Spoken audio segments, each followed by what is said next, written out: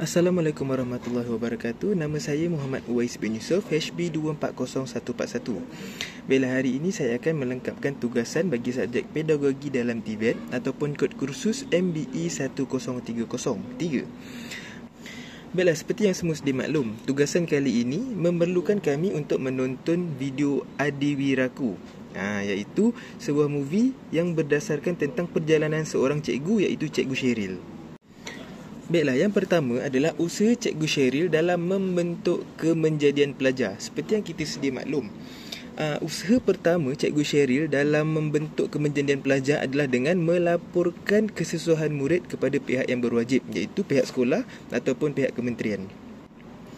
Tapi setelah sekian lama Cikgu Sheril melaporkan masalah-masalah tersebut ke pihak berwajib, Cikgu Sheril mendapati bahawa tiada tindakan yang diambil walaupun aduan telah dilakukan.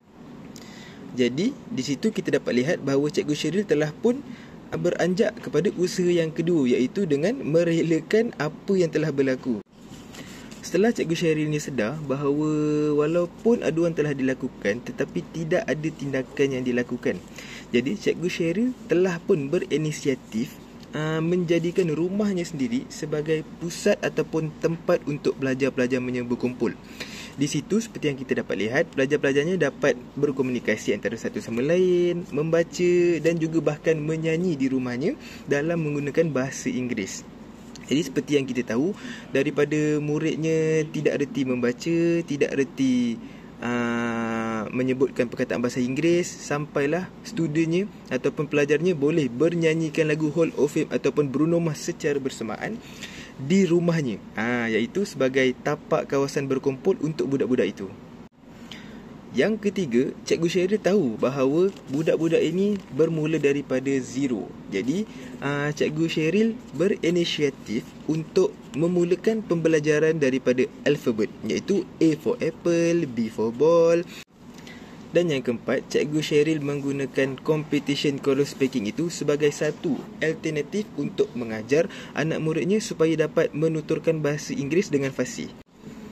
Dan yang kelima, Cikgu Sheril sungguh-sungguh dalam melihat kesusahan yang dihadapi pelajar. Sebagai contoh, Cikgu Sheril sedar bahawa Kemboja tidak pernah datang ke sekolah, jadi dia pun mencari tahu kenapa Kemboja ni tak datang ke sekolah.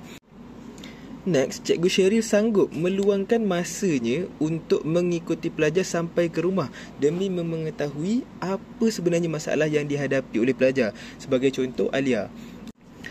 Baiklah, seterusnya adalah komitmen pengurusan sekolah. Berdasarkan filem Adiwiraku, kita dapat lihat bahawa sekolah support Cikgu Sheril dalam menghantar murid-murid untuk menyertai pertandingan choral speaking. Jadi kita dapat lihat bahawa pihak sekolah menyokong bahawa latihan dilakukan walaupun untuk hari Jumaat. Seperti yang kita sedia maklum, Jumaat adalah cuti dan juga latihan dilakukan pada waktu malam. Seterusnya, setelah pihak sekolah sedar bahawa terdapat banyak murid-murid yang memerlukan bantuan, lebih-lebih lagi dari segi kewangan. Sebagai contoh, Kemboja ataupun Alia. Kalau Kemboja, kita dapat lihat bahawa bapanya sakit, jadi Kemboja terpaksa bekerja. Kalau kes Alia, kita dapat lihat bahawa Alia lah yang menjaga maknya yang sedang mental. Jadi kita dapat lihat bahawa usaha sekolah yang seterusnya adalah dengan mewujudkan tabung sayang murid sebagai tabung dana bantuan bulanan kepada pelajar.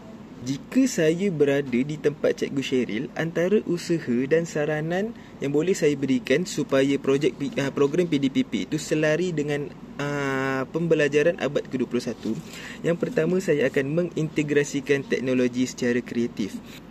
Sebagai contoh, cikgu-cikgu bolehlah menggunakan aplikasi sebagai Quizizz ataupun Kahoot untuk mewujudkan integrasi teknologi secara kreatif.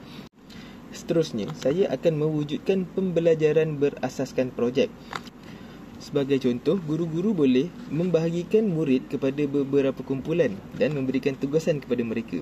Antara contoh tugasan yang boleh diberikan kepada mereka adalah contoh mungkin membuat blog, membuat poster dan lain-lain. Baiklah, sebelum saya menutup kata, saya suka satu ayat daripada cerita Adiwiraku ini, iaitu kegemilangan adalah selamanya, manakala sakit adalah sementaranya. Sekian, terima kasih.